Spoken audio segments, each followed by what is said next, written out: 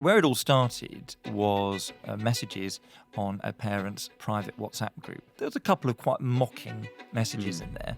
The spiciest ones we can find were... You're kidding, that was it? My partner, Rosalind. She opened the door to see 6 police officers, and her first thought was that Sasha was dead. Why else would so many police turn up out of nowhere, and then a few moments later, they arrested me? Another pair of officers were arresting my partner, Rosalind, in front of our 3-year-old daughter. They put us into police cells where we remained for the next... You've been put through hell. It's pretty distressing for those 6 police officers who must feel right plonkers, having been watched millions of times. How did the school get hold of your private WhatsApp message? Well, that's a very good question. This is unusual for this show that we're able to be this topical on something, but it's so crazy what's happened to you that I had to speak to you and had to know what's going on. So just take me to the day where, I suppose, police officers turned up at your door. 29th of January. It was about 11:45. I was on a Zoom call for a work project. And, you know, on a Zoom screen, the little bit of it where you see yourself, I was talking away, and then I saw in that little window 2 uniformed police officers in that little shot, standing behind me in my side room. And my first impression of it was the green high-vis of their jackets. And I awkwardly sort of tried to end the Zoom, and then a few moments later, they arrested me. And they read out quite a long list of quite random things, including sending emails to the wrong people and slander, which is not a criminal matter. But in substance, they arrested me on suspicion of malicious communications, that's important to this story, and harassment. Simultaneously, another pair of officers were arresting my partner, Rosalind, in front of our 3-year-old daughter, Francesca. And they tried to put Rosalind in handcuffs. She pleaded with them not to, and they relented. And another pair of officers searched our house, and they seized our mobile phones, and later we realised they took other devices and some folders of notes and things. What they hadn't really considered, and this contradicts their right of reply they gave later, was who was going to look after our children. And in the end, they managed to sort of get onto Rosalind's phone. They rang my mother-in-law, who's 80 years old, who lives about half a mile away, and so she was rather startled to find her daughter had been arrested, but she came and looked after our daughter. And then the officers bundled us separately into police cars and took us to custody in Stevenage, which is about 15, 20 miles away. There we were checked in. They took DNA swabs, fingerprints, mugshots, and shoe prints, and then put us into police cells where we remained for the next 8 hours. I'd never been in a police cell before. So it is quite like you imagine, it is quite like you see on the telly, basically. It's extremely boring being in a police cell. And you don't know what time it is. Obviously, they take away your shoes and your watch and everything like that. And during those 8 hours, I suppose to say as a sense of disbelief is rather putting it mildly, and numbness and fear about what was going to happen. And we knew just quite early on from the way they introduced things, it was to do with this long-running dispute we'd had with our school, with my elder daughter's primary school, which had begun with, I suppose, a set 2 about parents' WhatsApp groups. Mm. What was your initial thought when you saw the high-vis vests? That's a very good question. It was surreal. Disbelief, I suppose. Was I imagining it? Especially because I couldn't actually see them in the flesh. I was seeing them through the camera on my screen. I'm not sure there is quite a word, really. I suppose intense shock and surprise is the closest I can get to it. Did you think something might have happened to somebody? Well, my partner did, because she opened the door to them. So the reason I saw them first on the Zoom screen was my partner had opened the door. She opened the door to see 6 police officers standing there. God. And the footage from this incident has been quite widely shared on media platforms. But there were 2 police cars and a van. She opened the door to see 6 police officers, and her first thought was that Sasha was dead. Why else would so many police turn up out of nowhere halfway through the school day? There was no other explanation. That was her first thought. It transpired within a minute or two that that wasn't the case. And in fact, they were arresting her. Well, a minute or two is hell to go through thinking about that. Yeah, because they didn't say that immediately, we're arresting you. They said, can we come in? And I didn't actually witness that direct encounter, but that's how she explains it. So Sasha, your daughter? Yeah, so she's our elder daughter, and she is now 9, and it was her school, which was, her school forms the centre of this narrative. Bloody hell. The shock. I mean, you imagine these people, the officers, I mean, who's directing them and saying, turn up, yeah, we need 6 of you to just turn up. That's a shocking thing to go through. Well, that's a very good question. And that's, I suppose, the question at the heart of this particular story. Now, at the time of recording, the Hertfordshire Police and Crime Commissioner, Jonathan Ash-Edwards, he said 24 hours ago that this shouldn't have been a police matter, and he and the chief constable are going to have a rapid review into what happened. Although so far he's not been in touch with me, he's probably got other things to do. So we're expecting at some point soon a bit more information about that. But I suppose a key question is who decided and for what reason to stage an operation like that? Because it was something you might associate with a terror cell or a crack den. A serious criminal enterprise to justify that degree of intervention. And what we still don't understand is they had concerns they had to follow up on from a complainant, why they didn't just ask us in for a scheduled interview. We weren't going to abscond or flee the country. Yeah. We are we're absolutely law-abiding people. So, if they'd asked us in, we could have firstly made sure our daughters were looked after. We could have avoided that terrible shock for our neighbours. One of our neighbours, who's a close friend of ours, was in tears afterwards. They'd all seen this. And we had to explain the next day. What I've learned from this is it is surprisingly difficult to tell people that you've been arrested. Whether it's your mum, your daughter, your boss, your best mate. How do you start that conversation? Yeah. Out of nowhere. Oh, what happened? Do you know what happened to me the other day? I got arrested. It is surprisingly difficult. And because of whatever the nature of the alleged offence, with the mechanisms of policing, if you're arrested and there's what's called no further action, which happened to us, you never get a kind of complete sign-off. It's not like a not guilty verdict. It's just we're not going to do any more. So arrest, as I wrote in the Times on Saturday, an arrest connotes guilt, whatever the facts are. Absolutely. And with this particular case, and absolutely fair enough, because we've put it out there, but if you read through all the thousands of tweets and Facebook message discussions and things, a lot of people say, there's no smoke without fire, they must have done something, what were they really up to? And I knew people would say that. Yes, I mean, that is, those are my abiding memories of that morning. You've been put through hell, really. I'm so sorry that you had to go through that. That should never happen to anyone. That's absurd. How is your younger daughter who witnessed this? I think she's okay. She sometimes says, oh, this officer said his name was so-and-so and asked me to stand over there. But she was kind of cowering, because if you're 3, you don't really understand what's going on, and you see 6 complete strangers in this uniform come in and see your mum scared and startled. It's very hard to quantify with a 3-year-old. It's not going to ruin her life, but certainly it was an experience that I will remember for the rest of my life. But I've also, a point I've made before is I don't want to labour the point. I mean, it wasn't a life-ruining miscarriage of justice. You hear people who experience far worse than this. They're subjected to possibly violence at the hands of the criminal justice system, or they go to prison for something they didn't do. It's not on that league, and I don't want to labour the point.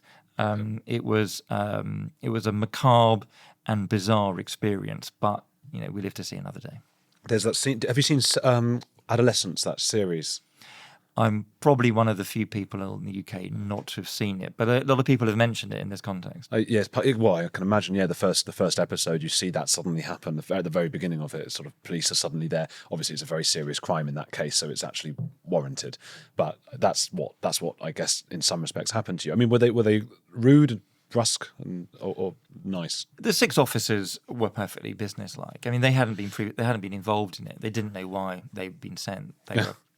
They didn't know the backstory to it. They had been assigned it as an operation they had to do that day. Somebody had said, right, we're going to lift this pair. Off you go, the 6 of you. You do this, you do that. I think. I mean, they were perfectly businesslike with us. Okay. I've got no complaints about the individual officers. Okay, so let's get on to. I mean, as you say, people are now going, "Oh, what's he really done? What's gone on?" What were you sort of charged? Does one say charged with or? Well, no, we were never charged. Yeah. We were arrested on suspicion primarily of malicious communications and harassment. And to take them in turn, where it all started was messages on a parent's private WhatsApp group. And the backstory to that sounds a little bit arcane, but I have to explain it so it makes sense. I used to be a governor of this school, a primary school. I was a parent governor for 4 years. So I took quite a close interest in how it was run. I sort of knew the workings and I knew how things were meant to be done. And shortly after I stood down from the board at the end of my term, there was a bit of contention around the replacement of the head teacher. The incumbent had announced his retirement in November, and the Department for Education guidance says you must advertise for replacement as soon as possible. The governing body chose not to do that, and instead they appointed the then deputy head as acting head to take over quite a long way in advance, seemingly, to me at the time, in perpetuity. And for me, as a former governor, as a parent, something didn't quite feel right about that.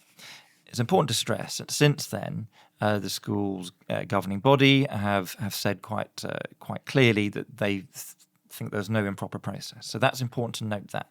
But at the time, it didn't feel right to me.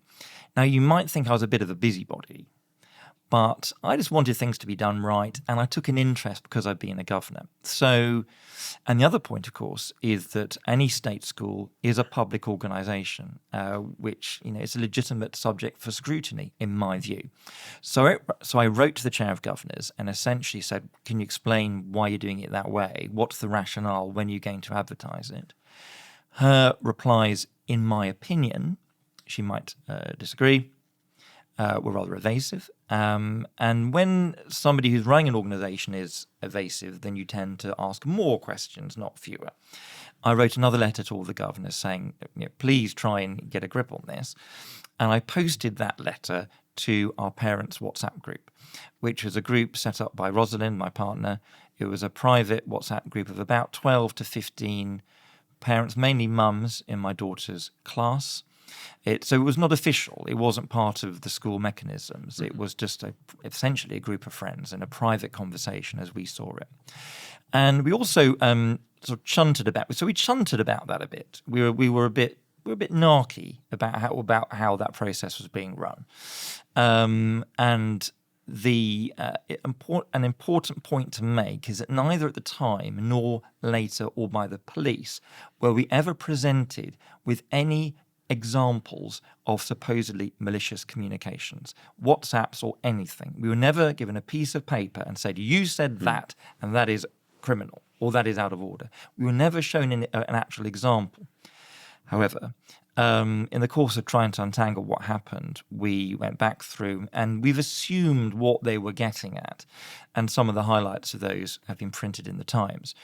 There was another subject that got under our skin a bit, which is relevant, I think, to the kinds of territory this podcast gets into. Mm-hmm. About a month previously, there was a letter from the school leadership to all the parents, not just us, essentially saying, don't talk about us negatively anywhere, on social media, in other words, Facebook, or parents' WhatsApp groups. Don't talk about us negatively, or we will take action. And take action were two of the words. And I thought, as did my partner, it was a bit much, really, because in my opinion, I don't think any public authority, whatever it is, has the right to control private conversations. No. And that I feel that quite strongly. So we chunted about that. We were. There was a couple of quite mocking messages in there. The spiciest ones we can find were my partner referring to one senior person at the school as a control freak, and to another as they don't know much about anything. So those are the spiciest ones we can You're find. kidding. That was it. Well, the thing is, we don't know because we haven't been shown them. Yeah. And that's why so much of this story it feels quite mysterious, because we were never... The police didn't say, you wrote this. But you scrolled back through it. I mean, there was, because I think what most people are imagining, right? They might imagine that you might have made a joke, which would have been a joke of like, oh, I wish I could kill that idiot or something. And then someone's taken that as a real threat, which it wasn't. But there wasn't anything like that. There was no threats in any form, in any of these platforms. There was no abusive language. There was no obscenity. There was no threats. And to my mind, I think... a private conversation should only really become an issue if there's an incitement to a crime. Mm-hmm. And if there's a genuine incitement to a crime or revealing information about perhaps a safeguarding issue, then that might be fair game. Mm. So, for example, if it became clear from private conversation that there was a vulnerable child and you needed intervention, that would pass a public interest test.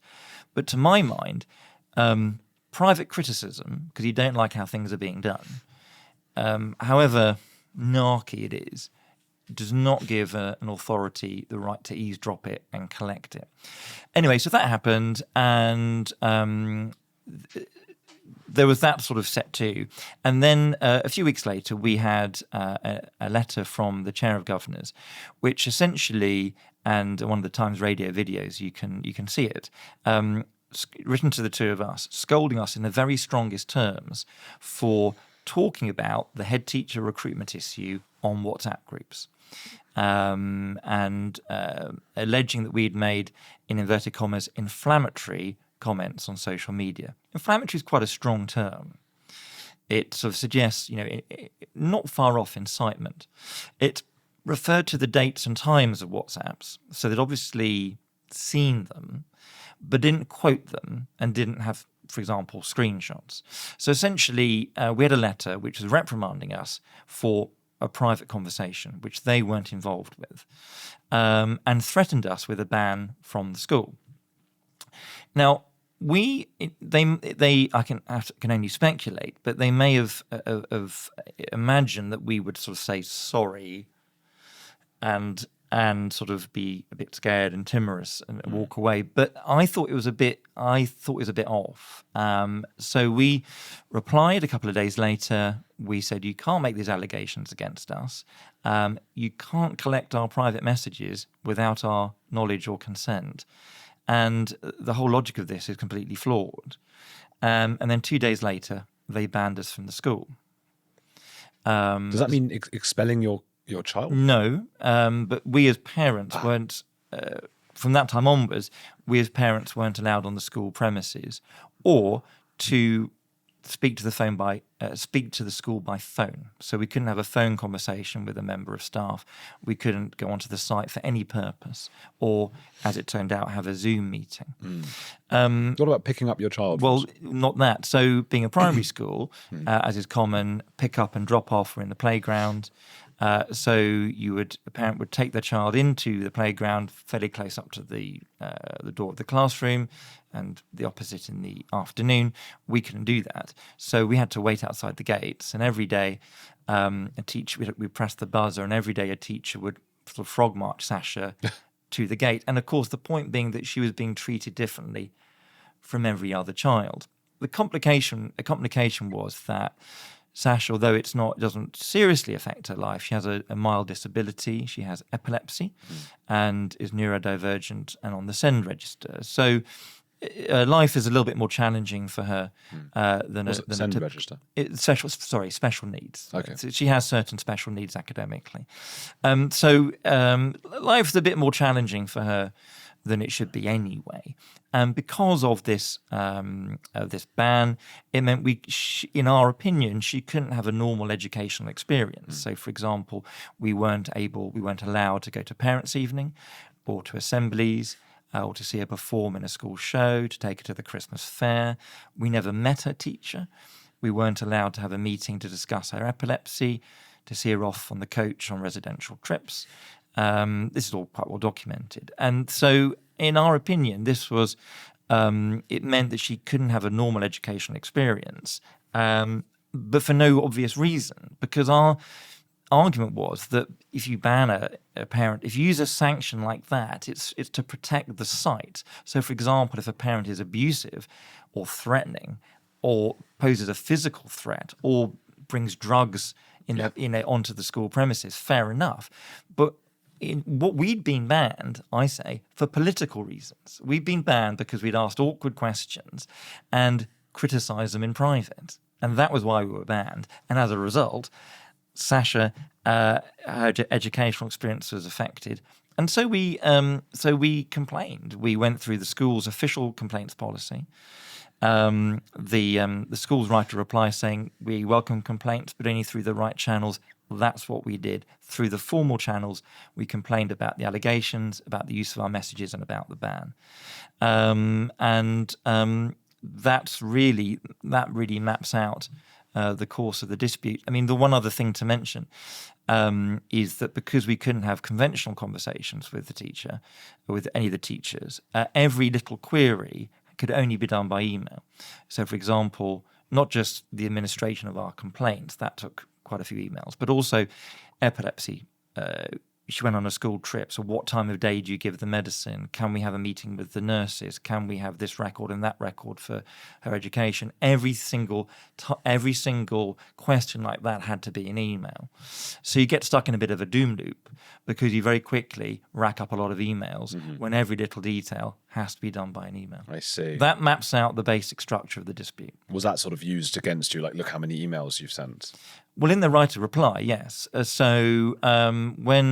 When the story was picked up and covered by the Times, the newspaper went to the police and the local authority and the school for rights of reply. And the school's opinion in this right of reply is they sought advice from the police due to a high volume of public social media posts. There were not a high volume of public social media posts, and a high volume of emails. But I'm trying to explain why, in that situation, the way we saw it is once you get banned for a weird reason, it sort of gets worse and worse and worse because you're stuck in this sort of vicious cycle, essentially. Yeah, everything you say is then used against you as evidence that you're trying to email them. Well, it felt a bit like that to us. I mean, obviously they're not here to give their side of the story, but that was what it felt like to us. And clearly it began with the WhatsApp messages. Well, here's the big question I think a lot of people will be wondering about, and I don't know if you're wondering about as well, is how did the school get hold of your private WhatsApp big group message? Well, that's a very good question. And, to emphasise the point, the school aren't here to give their version of events. But we were very interested in that. And I think it has broader implications. Because I feel quite strongly that a public authority of any nature should not be eavesdropping on a private conversation. It is the same as opening a letter. It is exactly the same. Yeah. Oh, are those letters for that guy? Well, can I have a look at them, please, before you post them? It is exactly the same thing. It was a private conversation. We don't know how they accessed them. The obvious assumption is that one member of the group or more screenshot them and pass them on. But to my mind, a primary school or any state organisation should not be accepting that kind of thing. They should not be collecting private messages. And I would still like to know, I haven't quite got to the bottom of it, whether that's a breach of GDPR. Because I would argue that a private message constitutes private data.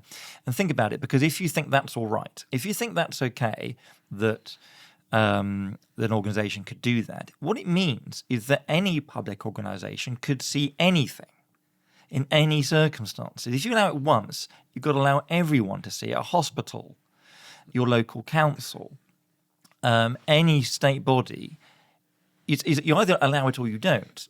And if you accept that principle, it means that every private conversation is fair game for the authorities. And I don't think that's the way to do it. And here's a talking point, because WhatsApp groups, social media, what counts as a public WhatsApp group? We don't really have an answer to that, because you could have a WhatsApp group with 20,000 people on, akin to a Signal or Telegram channel. You could have a WhatsApp group of a mum and her sister and your son, just talking about a birthday present. It's a WhatsApp group. There's 3 of you. So is that fair game?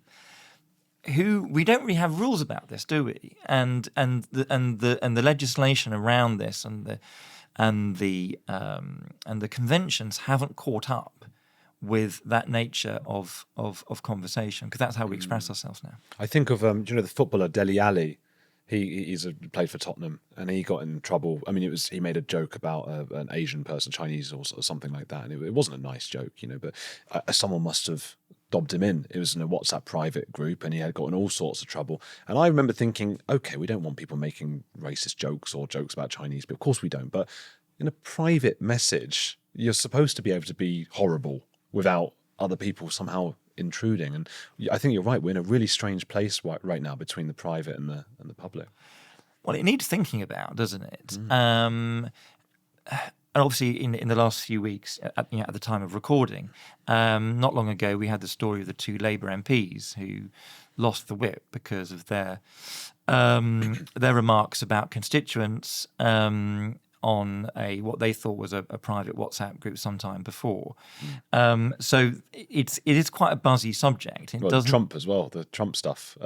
They had the Signal group. Oh, of course. Oh, that's a really good example. I mean, from a primary school in Hertfordshire to the Pentagon. I mean, these groups are causing trouble. Yeah. I mean, it's important to say that I never put my hand up to be a poster child for free speech, and I never had any particular interest in discussing policing.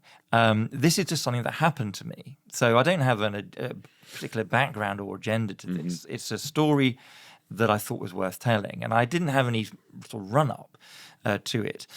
But I think I think when it generally comes to public authorities trying to protect their PR or trying to control what people say or think about them on WhatsApp groups or Facebook, it's like trying to stop it raining. You can't do it.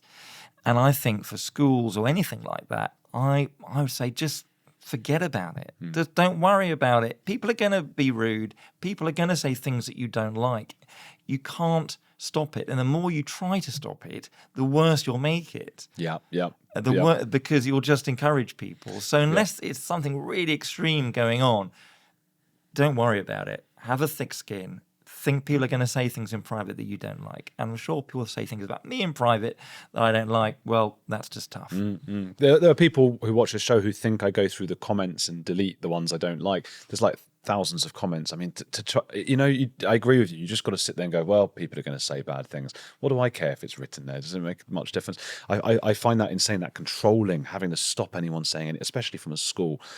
Did you worry at all when you were locked up for those 8 hours, having seen the news about people who had put out social media posts and been sentenced to 2 or 3 years? Did that cross your mind?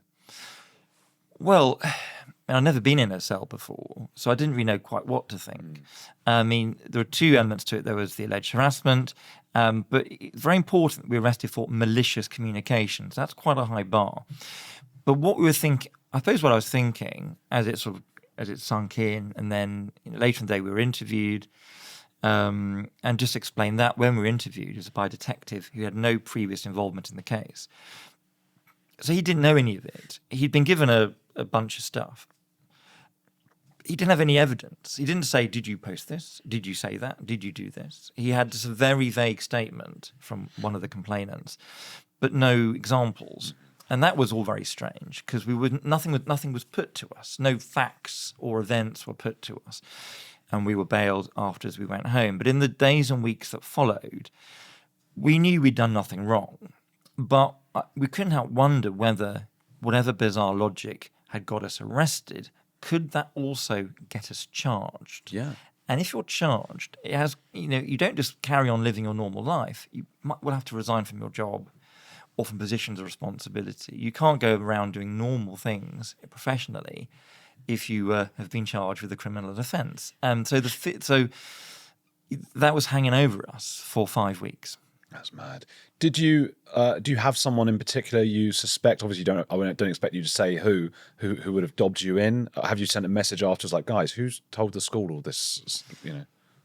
Well, I think we've been asked that before, but I think that's an irrelevant question because if say another parent dobbed us in for what? Well, but more importantly, what did the authority do about it?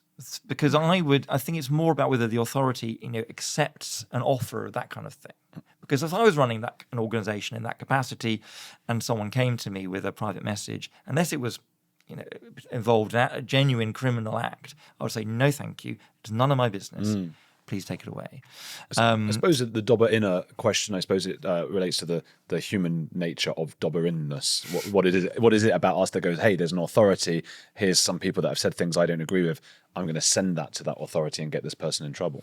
It's an interesting question. I don't want to speculate about the particular individuals in this instance, but I suppose speaking more generally, we are tribal people. Humans are tribal. And when you have a community, there are always groups within that community, and some like to side with the people in charge, and some like to be the rebels, and then you get sort of rivalries between them, and you maybe can earn brownie points by, being teacher's pet by providing some intel.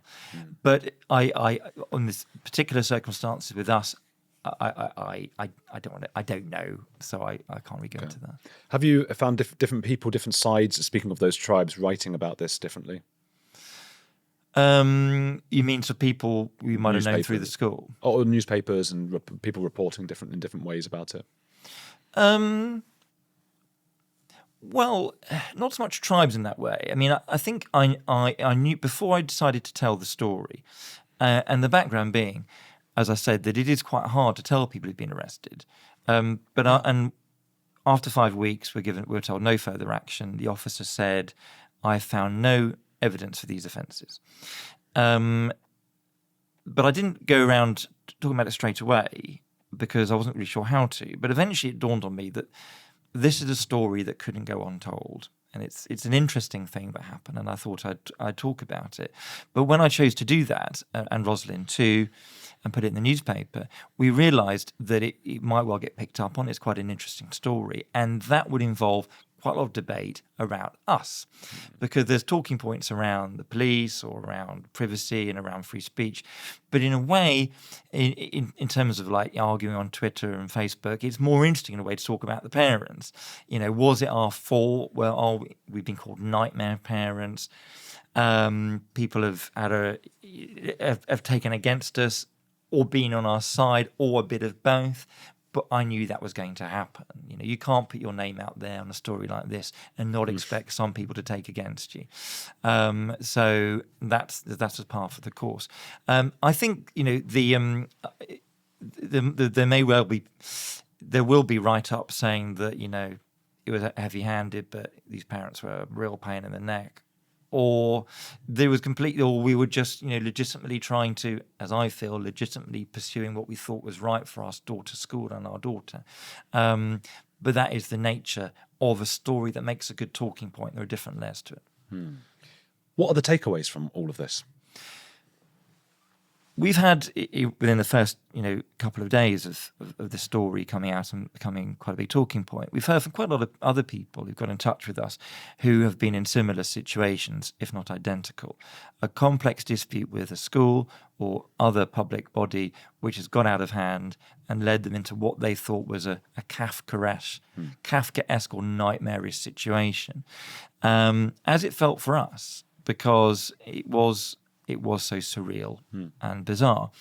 And I think that the takeaway for me, reading these stories people have got in touch with us, is it can be hard. I think we need to think about how we resolve these disputes, particularly between parents and schools, before they get out of hand.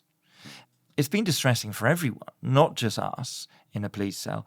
It's pretty distressing for those 6 police officers who must feel right plonkers, having been watched millions of times on that CCTV footage of them arriving at our house, and probably distressing for people who work at and are parents of the school. And they need, I think, some space now to get on with their job of teaching children and doing what they need to do.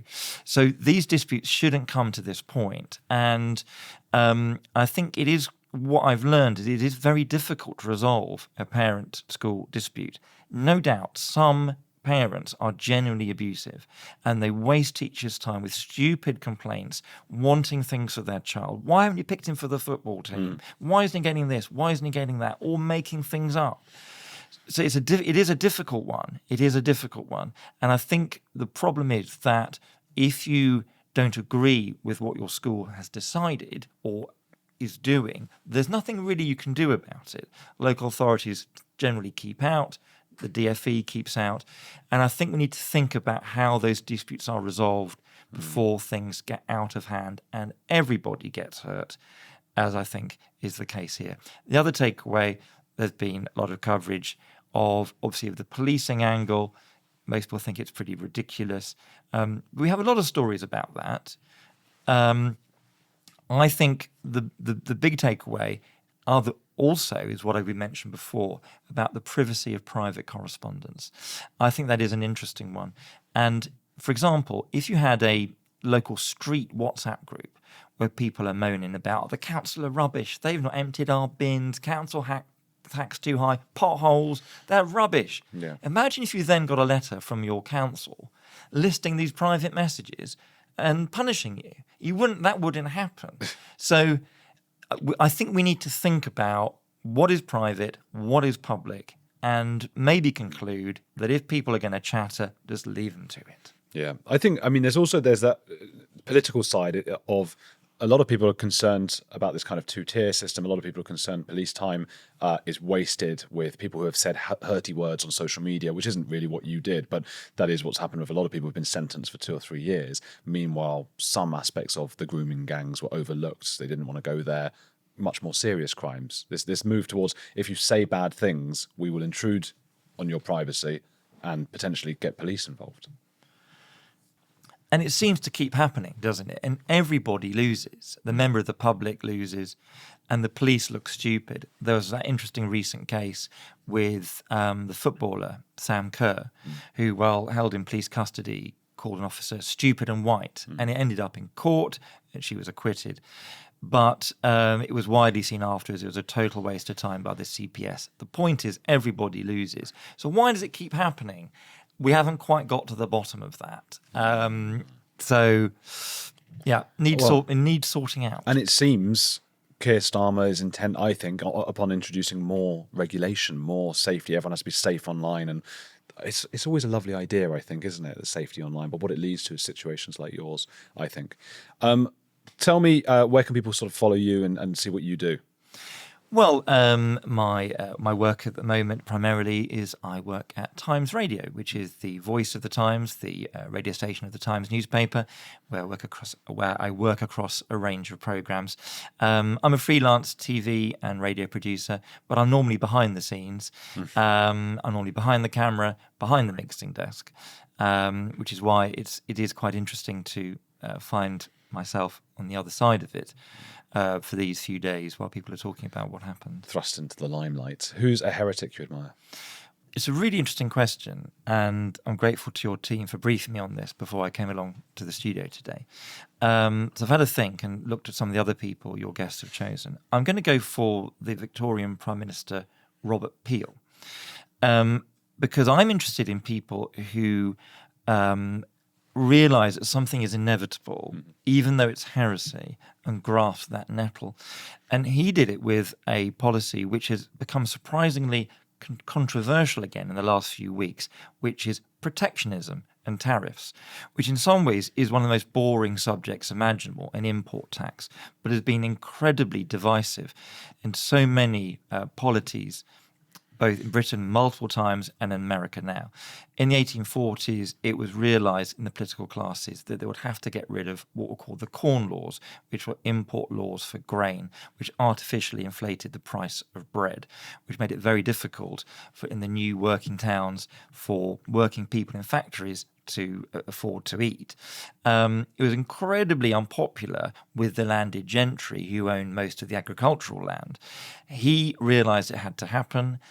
He bracketed in with the potato famine in Ireland, and he somehow got it through Parliament, and it changed political economy in this country forever. It might not sound like the most emotive of examples. It doesn't involve emotions or feelings or even morals. But I'm interested in those people who realise that something very unpopular is going to have to happen, even though it's heresy when you first say it. And it's surprising how often, once you actually do it, that within even a few months, people forget why there was such a fuss about it in the first place. That's really interesting. Yeah, that was a fantastic heretic. Well, thank you so much. And people, please go and have a look. We'll put your Twitter. Have you got a Twitter? You got a Twitter? It's not a very exciting one. It's Maxie Allen _prod. We'll put that down below so people go and click it and show some support to Maxie, because what he's been through is, I know you downplay it, you know, I understand that, but I mean, that's hell for me, what you had to go through that particular day as well. So people, please support him, go give him a follow and send some nice messages. Hit the like button and keep watching this channel.